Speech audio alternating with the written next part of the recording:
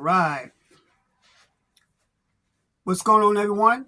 It's me, Aaron Collins, and this is another edition of me addressing worldly issues in a godly way. I hope everyone is doing well.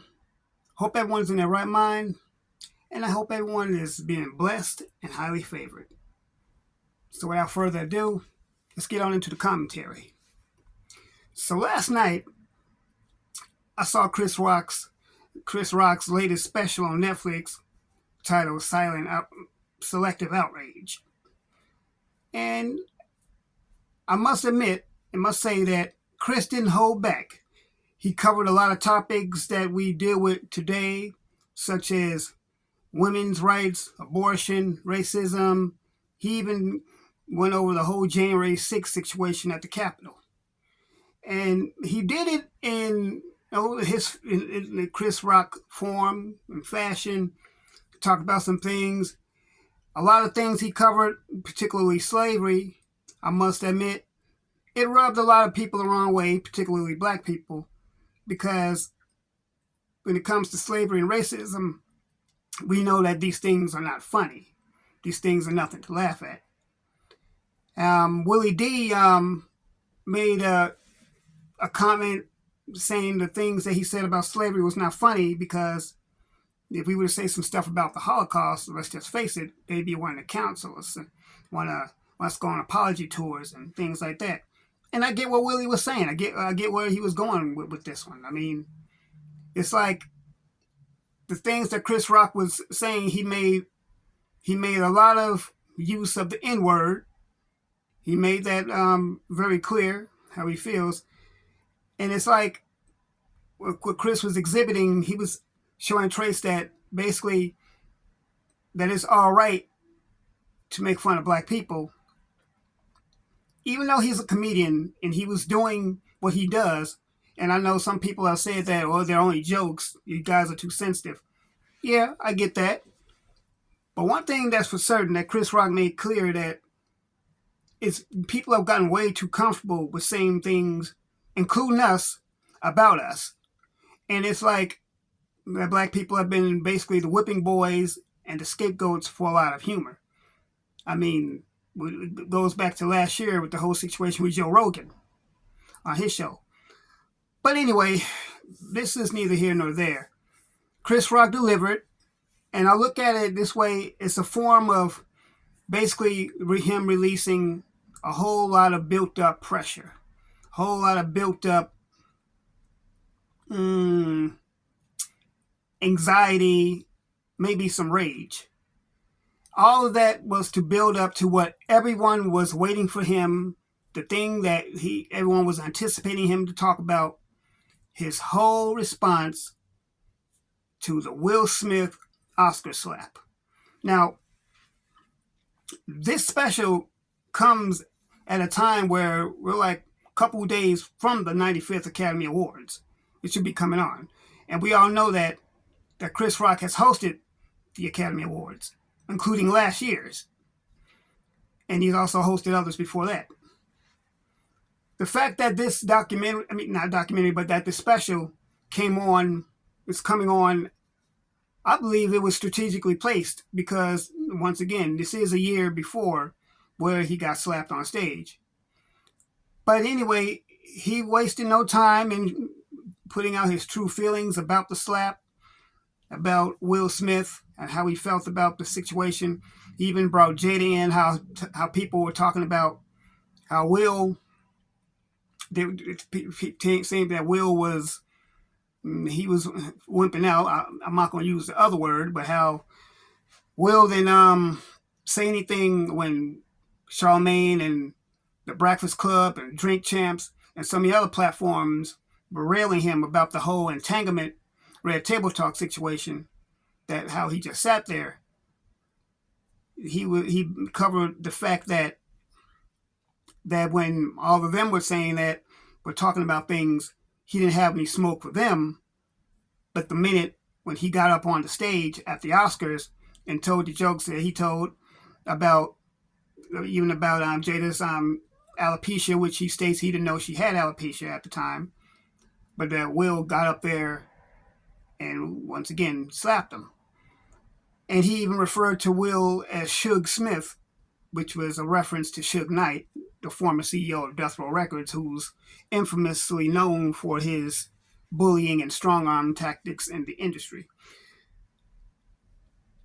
He covered over how Jada may have had some bad blood between him and Jada when the 2016 Oscars, during the whole Oscars So White campaign, where she begged Chris not to host that show because the show, she said the Oscars, they weren't fair to black people, black artists. And it's all pretty much on the heels that Will didn't win for Concussion, which was a contender for that year's Academy Awards. And he talks about how that when he tried to reach out to Will over the entanglement situation, that he didn't get a response. He covered how that Jada slept with one of Jaden's friends, August Alsina, the rapper, and that nothing was done about that. But the minute he said something what he said, that Will once again manifested his outrage on him. So I'll look at it this way. This particular special was basically more of Chris just letting out some pressure. You can tell that he was still visually hurt.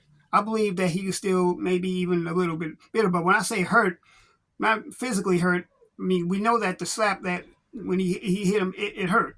It did hurt physically. But I think he was more so brokenhearted, more so just still hurt by that because he looked at Will and Jada as friends. He looked at Will as a friend, someone that he had respect for, that he had some love for, and he felt let down and disappointed. Now, that's not justifying all the other things he said about when it comes to making fun of black people. I'm not justifying that he had a right to do that. But he was breaking down how Will is significantly bigger than him. And we can see that Will is bigger than Chris, weighs more than him. And that the fact that he just went up to him and just hit him is more like an indication that Will knew who he could do that to. So a lot of people were actually even asking how come Chris didn't do anything back. Well, Chris stated that, his parents taught him not to fight in front of white people. And I look at it this way, maybe that could be the case with Chris, but I look at it that he was just basically holding his decorum on a public stage. And we know that the Oscars is probably one of the most public stages in the entertainment industry. But anyway, that's just my commentary, my two cents on how I feel about Chris Rock's special Selective Outrage. I believe that it's like that title is a double entendre.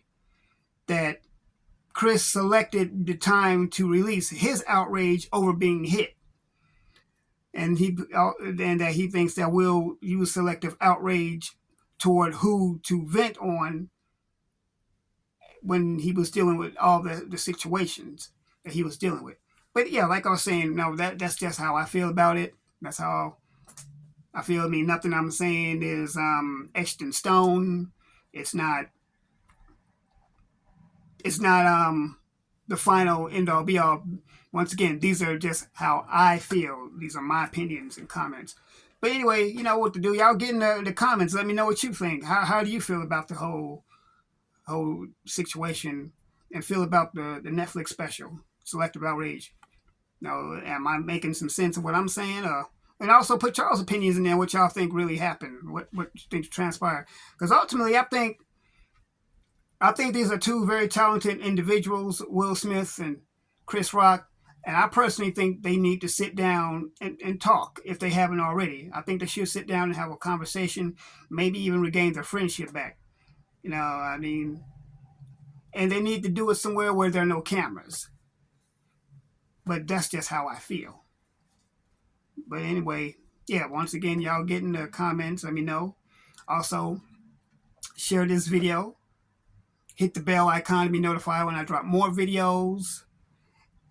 Support the channel at paypal.me/RealAaronCollins, as well as patreon.com/RealAaronCollins, and Cash App, $, The Real Aaron Collins. So,